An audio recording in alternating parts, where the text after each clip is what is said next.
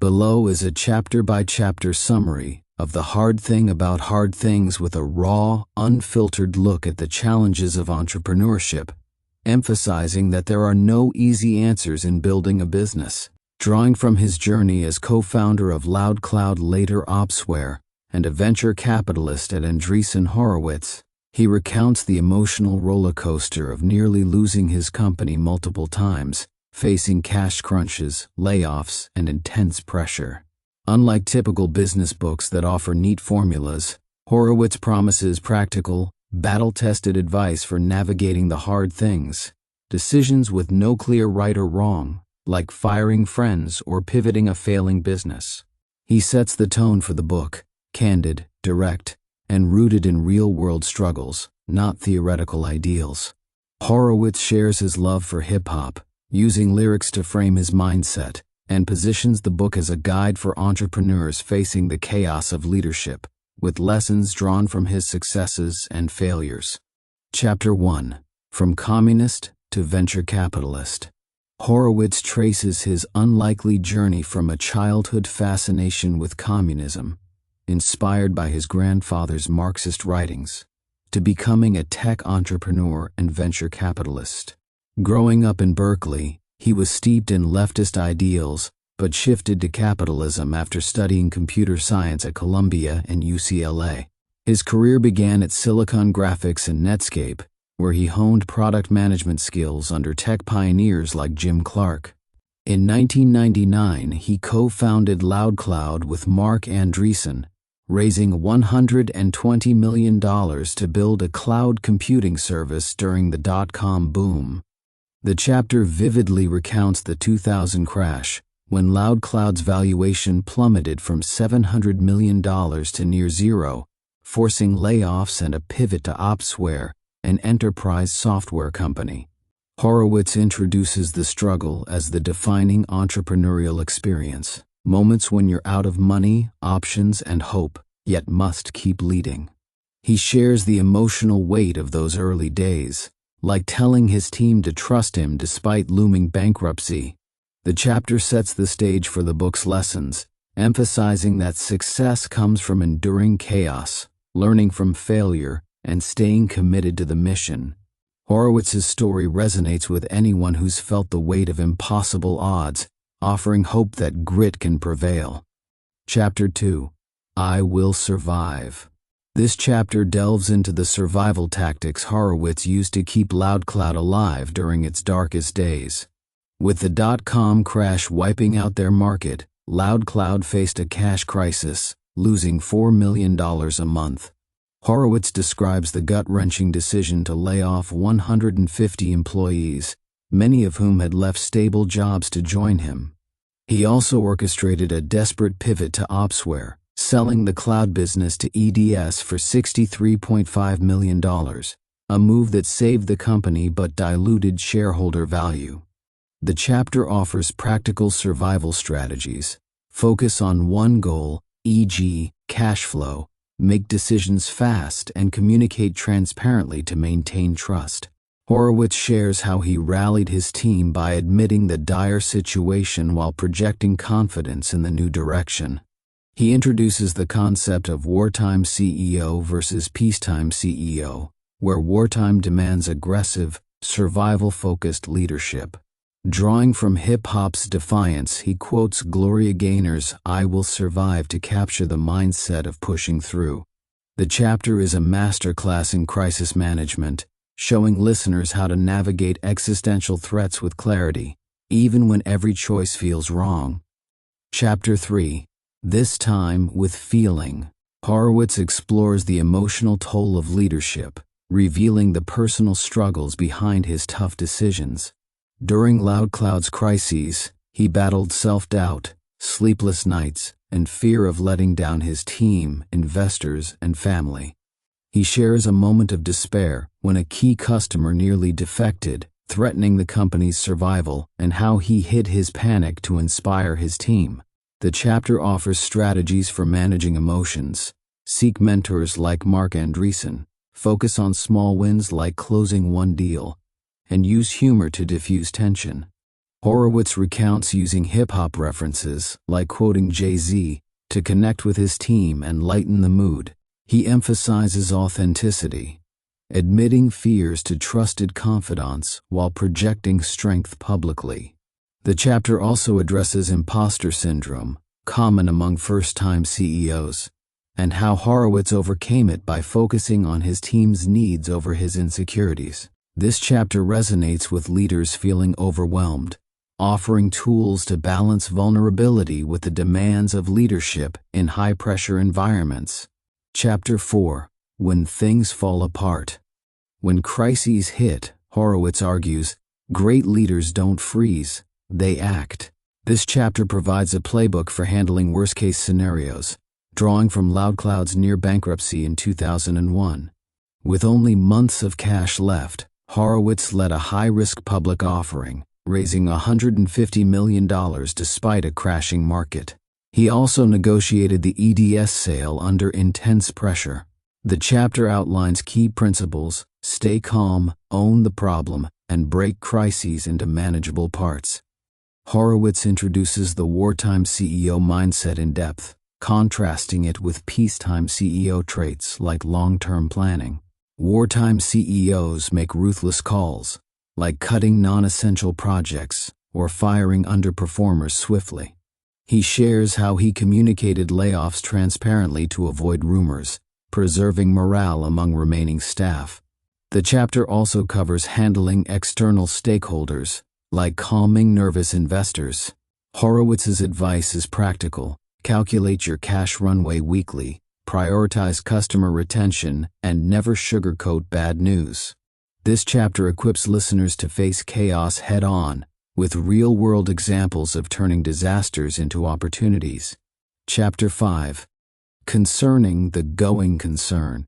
This chapter focuses on the operational nuts and bolts of keeping a business running during tough times.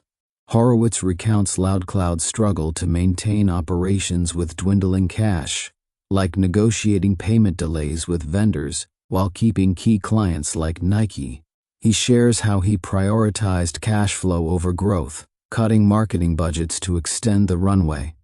The chapter offers actionable advice: know your financial metrics, e.g., burn rate, revenue, build strong stakeholder relationships, and align every decision with survival. Horowitz emphasizes culture as a lifeline, describing how Loudcloud's team stayed loyal because of shared values, even during layoffs.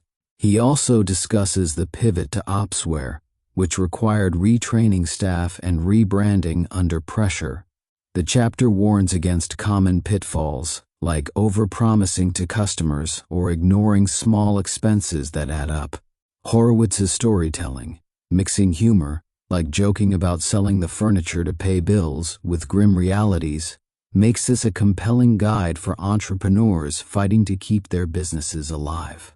Chapter 6. How to Lead Even When You Don't Know Where You Are Going.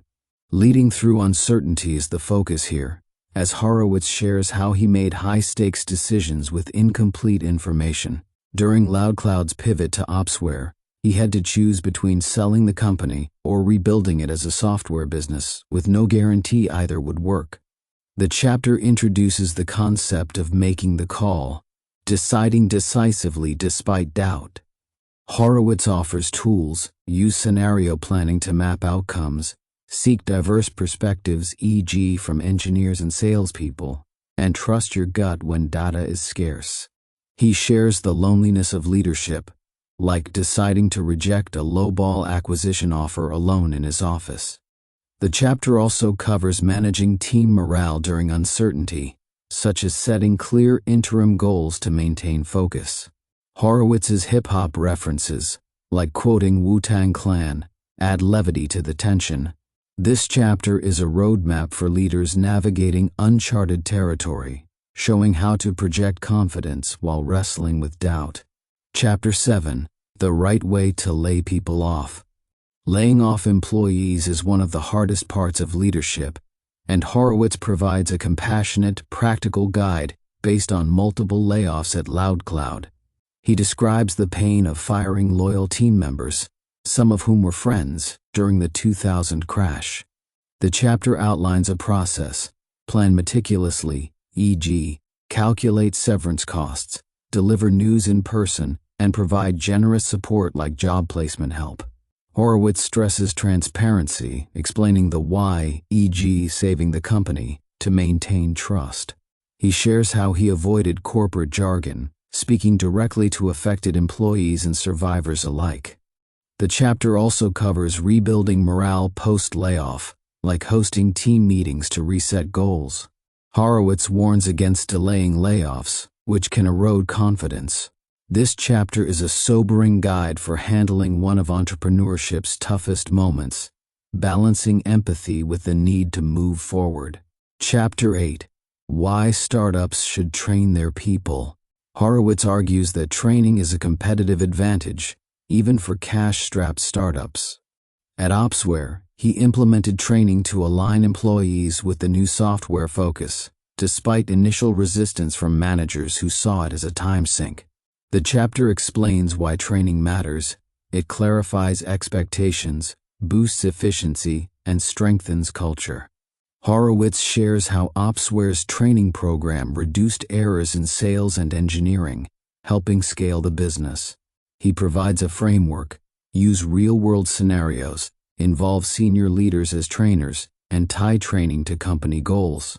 The chapter contrasts startups that neglect training, leading to chaos, with those that invest in it, like Amazon.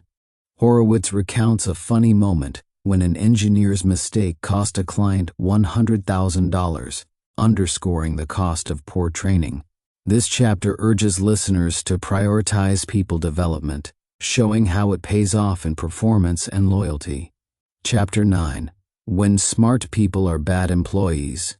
Horowitz tackles the challenge of managing brilliant but problematic employees, like a star engineer at Loudcloud who wrote great code but demoralized the team with arrogance. He introduces the law of crappy people, where the worst performer at each level sets the standard, dragging down culture. The chapter offers strategies: set clear behavioral expectations, coach fixable issues, and fire those who undermine the team. Horowitz shares a story of a heretic salesperson who closed deals but ignored company processes, forcing a tough firing decision. He emphasizes prioritizing culture over talent, as one bad apple can derail progress. The chapter also covers how to identify problem employees early, like during interviews, by testing for teamwork. This is a practical guide for leaders balancing individual brilliance with collective success, with real-world examples of the stakes involved. Chapter 10: Why It's Hard to Bring Big Company Execs into Little Companies. Hiring executives from large corporations for startups often fails, and Horowitz explains why. At Opsware, he hired a big company CFO who struggled with the startup's chaotic pace, expecting structured processes that didn't exist. The chapter outlines why big company execs falter. They're used to resources and clear roles, not startup ambiguity. Horowitz offers hiring tips: prioritize adaptability, test for problem-solving, e.g., case studies, and avoid over-relying on credentials. He shares how he coached a former IBM executive to embrace Opsware's scrappy culture, with mixed success. The chapter also advises startups to grow internal talent when possible, citing Opsware's success with promoting engineers to leadership. This chapter is crucial for founders building teams, highlighting the unique demands of startup culture and how to bridge the gap with big company hires. Chapter 11: Is it okay to hire people from your friend's company? Horowitz navigates the delicate ethics of hiring from a friend's company, a common issue in tech's tight-knit networks. He shares a story of hiring an engineer from a friend's startup, causing tension until he communicated openly. The chapter offers a framework: be upfront with a friend, ensure the hire aligns with your needs, and avoid mass poaching, which damages relationships. Horowitz emphasizes balancing business needs with personal integrity, using his Loudcloud experience to show how transparency preserved his network. He also discusses how to handle employees who want to leave, ensuring they exit respectfully. This chapter provides nuanced advice for navigating professional relationships while making strategic hires, with practical tips for maintaining trust. Chapter 12: Why You Should or Should Not Stay at a Big Company. Horowitz weighs the pros and cons of big companies versus startups, helping listeners make career choices. Big companies offer stability, resources, and clear career paths, but can stifle creativity. Startups provide autonomy, impact, and rapid learning, but come with risk and chaos. He shares his Netscape experience, where he gained skills but felt constrained, versus Loudcloud, where he had freedom but faced constant crises. The chapter advises assessing your risk tolerance, career stage, and desire for control. For aspiring entrepreneurs, Horowitz suggests using big companies to build expertise before jumping into startups. He shares an example of an Opsware employee who thrived after moving to Google, proving fit matters. This chapter helps listeners align career moves with their goals, offering a balanced perspective on both worlds. Chapter 13: The End of the Beginning. Horowitz closes with reflections on Opsware's $1.6 billion sale to Hewlett-Packard in 2007, a triumph after years of struggle. He recounts surviving the dot-com crash, pivoting to software, and scaling Opsware to 350 employees. The chapter emphasizes that the end of one journey, selling the company, marks the start of new challenges, like his transition to venture capital.